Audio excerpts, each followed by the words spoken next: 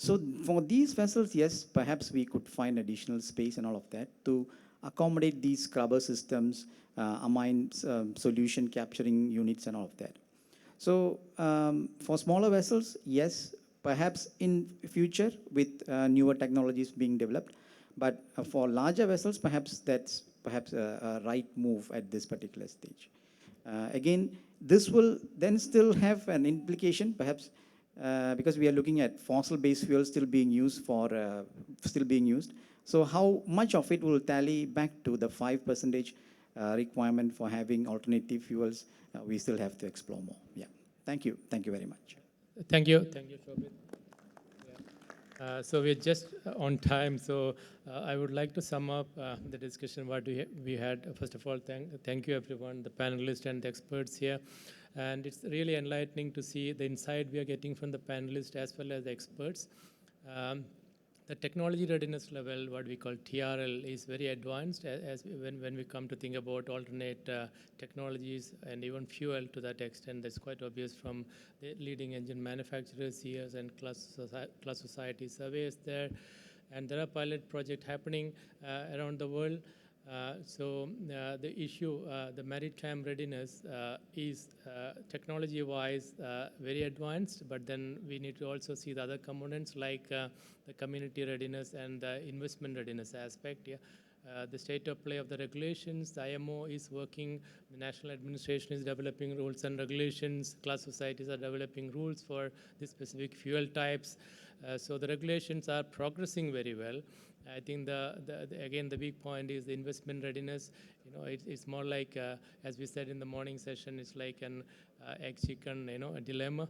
And the fuel producers, they don't know how much fuel is required in 2023 or 2024 or next 5 years. Same is the case with ship owners. They don't know what fuel is the ready winner. And so more and more as we progress, we can see that there can be multi-fuel scenarios emerging, as we could see from Devrup's inputs, what we see here.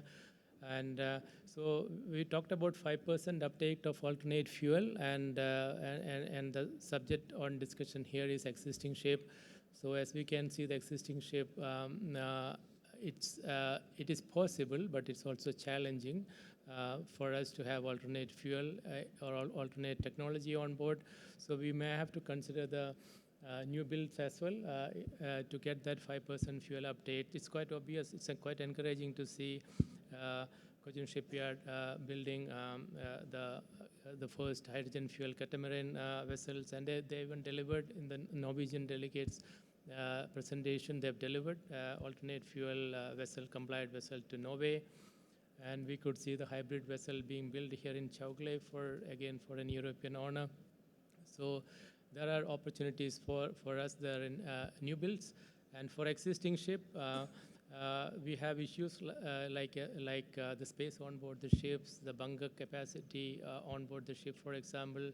So retrofitting need to be considered case to case. And if you have got a series of vessels, a series of tugs in the fleet, for example, or a passenger ship vessel in the fleet, maybe it could be a different scenario. So it has to be based on the vessel type, vessel's operational profiles, what solution we need to suggest. Yeah. Otherwise, it's quite encouraging to see that we are on the right track. And as we call it, as this is a decade of actions, and to turn that words into actions. And there are actions happening around. And there is bright prospect that India Maritime can lead into decarbonization and take that journey into decarbonizations. Yeah. So that's from me. Over to you, Mudit. And just before that, if you have any other comments or questions, and for the organizers here, we have got an email address called gsc@inmarco.co.in. Yeah. Inmarco. Yeah. It's gsc@inmarco.in. Inmarco.in. So if you have got any questions, comments, you can post it, and that could be taken to the panelists, and we'll get back to you on that. Yeah. Over to you, Mudit. Right. Thank you. Thank you, panelists. Thank you, everyone, for putting valuable insights.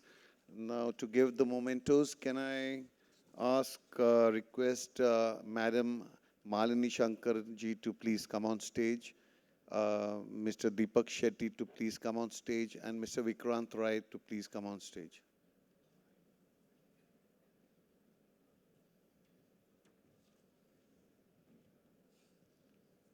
Can I request Malini Madam to give the memento to the chairperson, Mr. Anil Kumar?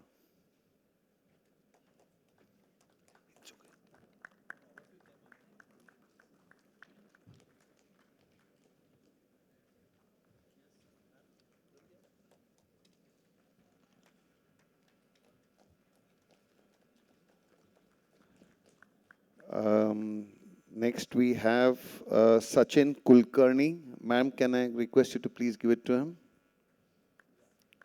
Deepak Shetty sab, can I request to hand over to Mr. S Gopalakrishna?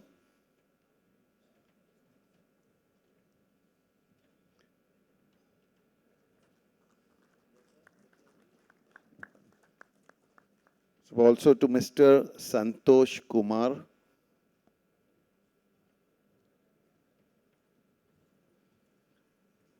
Vikrant Rai sir, can I request you to give it to Mr. P. Varadarajan?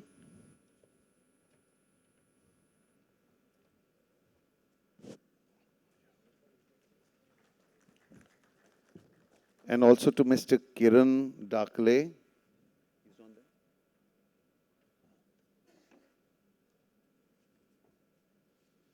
Can I request Mr. Shobit Kapoor, Devrup Kabi to also come up?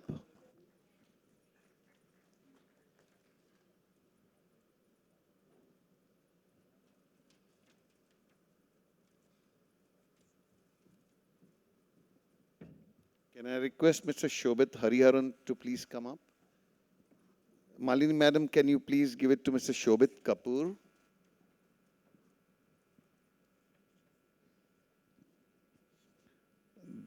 Deepak Shetty sab, can I request you to give it to Mr. Devrup Kabi, please?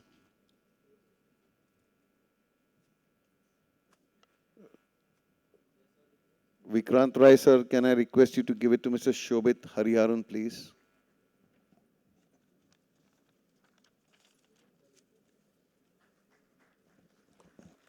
Can we all request for a group photograph? Ma'am, sir, in the center. Vikrant sir, in the center, please. Thank you.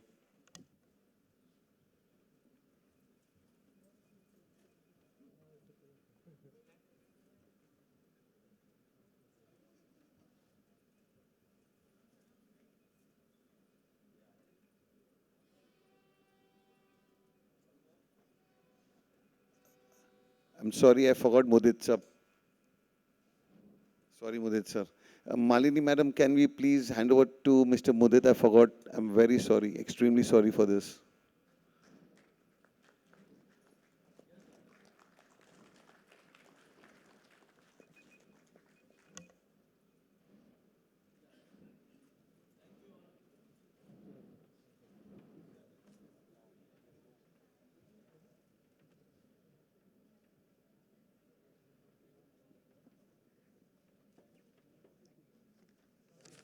I think our names got changed to Kumar. So. Thank you,